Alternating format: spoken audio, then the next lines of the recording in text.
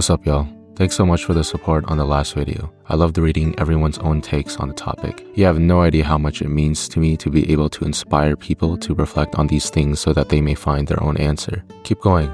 Don't give up. Your future self will thank you for it.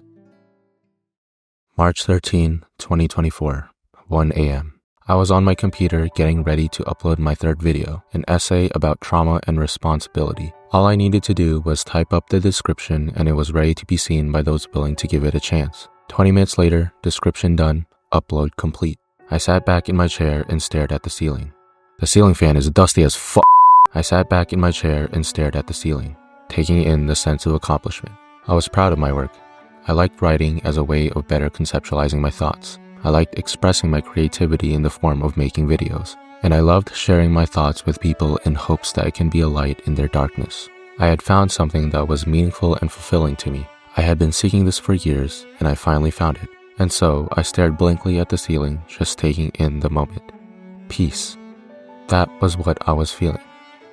That was, until all the demons came rushing in. Did it seem like I wasn't taking trauma seriously? What if the message came across as tone deaf? Do I even have the right to say any of these things? You're in your head way too much. You keep robbing yourself with them. Why is my mind? Why do I keep sabotaging myself? Did it seem like I wasn't taking trauma? Doubt, anxiety, and at its core, fear. It's a natural self-preservation mechanism that has kept us alive up to this point. But with the rapid progression of humanity, it has manifested itself in scenarios it shouldn't be in, and as a result has become more of a shackle holding us back than a perk that allows us to truly be alive. Social interaction, rejection, trying something new, failure. We know these things aren't actually going to kill us, but in our minds it truly feels like they will. It's frustrating. We all have what it takes to get the things we want in life, but our inner mechanisms are holding us back. In the internal dialogue we have with ourselves, we keep yelling, "Do it. It's literally not that difficult. You just simply have to do it." And sometimes we do, but most of the time we are unable to take that simple step. And then we start beating ourselves up for it. We wished we weren't such cowards. We wished we weren't afraid. We wished we had more courage. But here's the thing. Courage isn't the absence of fear. It is acting in spite of it. Everyone has their fears. Even the bravest and most fearless people we look up to. The difference between a cowardly person and a fearless person isn't the presence of fear. It's the strength and resolve to act even when the mind is screaming no. Cowards and courageous people feel the same things, but act differently. But then, that begs the question, how do we get that strength? We want to be strong, but the fear in our minds seems to be stronger. That is why we haven't been able to take that first step.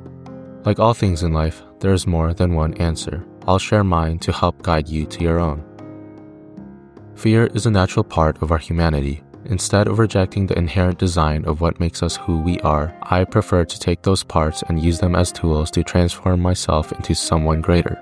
I approach fear in the same way. Fear is a powerful motivator. That is why it's hard for us to take that first step, because it has motivated us not to. But we can also use it to drive us into taking that first step by introducing a stronger fear. Here's what I mean. I am afraid of where this path will take me. I'm scared that I will fail. But I am far more afraid of looking back at my life 30 years from now and realizing that I lived such a mediocre and unfulfilling life because I decided to play it safe and give up on my dreams. Another example. I am afraid of connecting with people because I don't want to make a fool out of myself or be rejected. But I am far more afraid of living my life only having superficial acquaintances and no authentic friends that will be there for me through thick and thin. This is how you take control of fear, by identifying the things that you truly value in your life and understanding how it would feel if you were to lose it. You could channel that feeling to give you strength to act with courage. There will be times where even this won't be enough, and that's okay. You just need to start with something easier. If chasing your dreams is too daunting, start by spending a little time each day working on something that is related to your dream. If socializing paralyzes you, start by simply saying hello or asking how someone's day was. By continuing to embrace your fears, you build a better tolerance for how much fear and discomfort you're able to take. And by continuing to build it up, you will reach a point where your tolerance will become so great that it will be easier to act in spite of how you feel. Rejecting fear does not make you stronger, accepting it does. However, this way of thinking also has its drawbacks. When you're afraid of what will happen if you don't do anything, you start to do everything. And taking on many things at once will eventually wear you down until you break physically or mentally. It has happened to me too many times. But those experiences have allowed me to grow and learn my limits. It has also given me the space to build up my tolerance for fear. For me, it is a healthy mindset in the short term, but a toxic one in the long term. And so now, I approach this way of thinking not as the mindset I always have when I go about my life, but as a tool I can pull out from my tool belt whenever I need that extra push to face my fears. I tell you this so that you have that awareness as well. Minutes after I had uploaded my third video, doubt and anxiety came rushing in. At the core of those doubts and anxieties was fear. I was afraid that I didn't have the ability to properly communicate my thoughts, and as a result have my thoughts be received poorly. A couple days later, I received comments on that video saying how much they appreciate the insight, and it tugged at my soul. It's also my best performing video. Had I given in to my fear and decided not to upload the video, I wouldn't have been able to experience such a meaningful moment. And it made me reflect on how often we deprive ourselves of moments like these because we were afraid that taking that step would be the death of us. In the comments on that video, some of you guys pointed out that I never actually addressed how to heal from trauma. The reason why is because I firmly believe that in order to truly heal, you need to find the answer from within yourself. Everyone is unique, complete with their own set of circumstances, traits, and upbringings, that there is no one-size-fits-all protocol that will work if you follow it. Also, I'm just some guy on the internet, not a professional. However, if you guys want me to share my own personal experience, get this video to 15,000 likes. Nah, I'm just playing. I'll share my personal experiences in hopes that it'll help guide you to your own answer. This is one of the ways I do that. The reality is, I haven't fully healed from them. Whenever I make videos, a part of me is still afraid. Whenever I go through the comments, my heart rate gets faster, there's a sinking feeling in my chest, and I'm filled with dread.